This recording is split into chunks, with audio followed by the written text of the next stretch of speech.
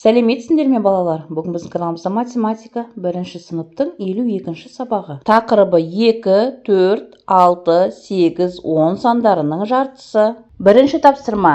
Оқушыларға Қазақстан қалалары бейнеленген карточкаларды тең бөлуге көмектес. Ал балалар, төмендегі суретке назар аударып қараңдар. Төменде бізде Қазақстан қалалары бейнеленген карточкалар тұр және 2 оқушы бала тұр. Енді осы 2 оқушыға теңдей бөліп бермес бұрын біз ең бірінші карточкалардың санын есептеп аламыз. Ал балалар, бірге есептейік. Атырауды 1-ші карточка деп естейміз. Шымкентті 2-ші карточка, Түркістан 3, Павлодар 4, Ақтау 5, Нұр-Сұлтан 6, Ақтөбе 7, Қарағанды 8, Алматы 9, Семей 10. Демек бізде барлығы 10 карточка белгіленген екен. Енді 10 карточканы біз 5-5-тен 2 оқушыға бөліп береді екенбіз, теңдей қылып. Төмендегі ережені жаттап, естеріңе сақтап алыңдар. 2, 4, 6, 8, 10 бұлар жұп сандар. 1, 3, 5, 7, 9 бұлар тақ сандар. Мінекей балалар, бұны әрдайым естеріңе сақтап жүріңдер. Ал балалар, мына берілген тапсырманы бірге орындайық. Сандардың құрамын айт. Не байқадың? 1 мен 1-дің қосындысы 2-ні береді. 4 санның құрамы 2 мен 2-ның қосындысы. 6 санның құрамы 3 пен 3-дің қосындысы. 8 санның құрамы 4 пен 4-дің қосындысы. Ал 10 санның құрамы 5 пен 5-дің қосындысы. Енді балалар, бұл жерден біз не байқадық? 2 бірдей сандардың қосындысы берілген сандардың құрамы болып тұр. Келесі 2-ші тапсырма. Балалар Қазақстан қалаларының суретін салды. Олар әр түсті бояу құйылған құтыларды қалай теңдей бөліп алады? Енді балалар, төмендегі суретке назар аударыңдар.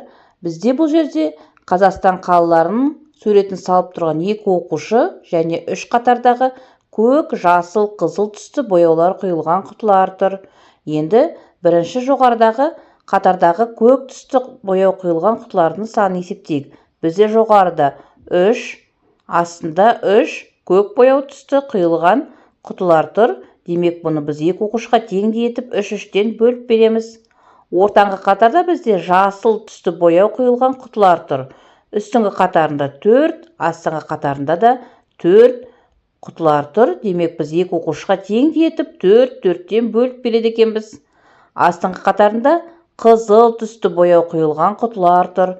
Үстіңгі қатарында 5 және астыңғы қатарында да 5 бояу құйылған құтылар тұр. Демек, біз 2 оқушыға теңдей етіп 5-5-тен бөліп береді екенбіз. Келесі 3-ші тапсырма. Есепте. 100-ден 20-ны азайтқан кезде 80 қалады.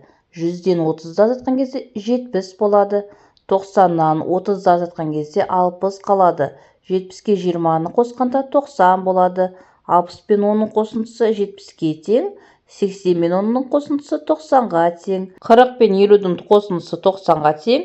80-нен 60 азайтқан кезде 20 болады. Балалар, егер де былай есептеуге қиналатын болсаңдар, мысалға үшін 60 қосу 10 тең 70 дейміз, е? Енді бұл жерде 6-ға 1-ді қосамыз 7, қасына алып тастаған 0-ді жанына жазып қоямыз, сонда 70 болады. Мысалға үшін 80-ге 10-ды қосқанда 90 дейміз. Енді бұл жерде 8-ге 1-ді қосамыз 9, қасына жана алып тастаған 0-ді қоямыз. Мінекей балалар, осылайда есептеуге болады. Келесі 4-ші тапсырма. Сен зерттеушісің. 5 айырмашылықты тап. Ал балалар, төмендегі суретке назар салып қараңдар. Бірінші суретте ақ мекеме көк терезесімен тұр. Ал екінші суретте сол ақ мекеме, бірақ әппақ түсті, ешқандай терезелер жоқ. Бұл біздің бірінші айырмашылық. Екінші айырмашылығымыз, бұл жерде біз вышка дейміз, е? Бірінші суретте ол бірыңғай қызыл түсте, екінші суретте ол ала қызыл, яғни ақ, қызыл және жасыл түс араласқан екен.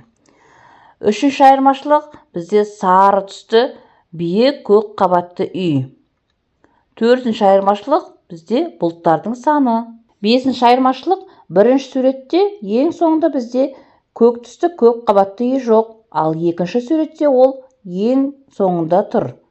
Демек, біз 5 айырмашылықты осылай тауып алдық. Осымен балалар, сабақ аяқталды. Соңына дейін назар салып тыңдағандарыңа рахмет. Сабағына лайк басып, каналға тіркелуді ұмытпаңдар. Келесі кездескенше.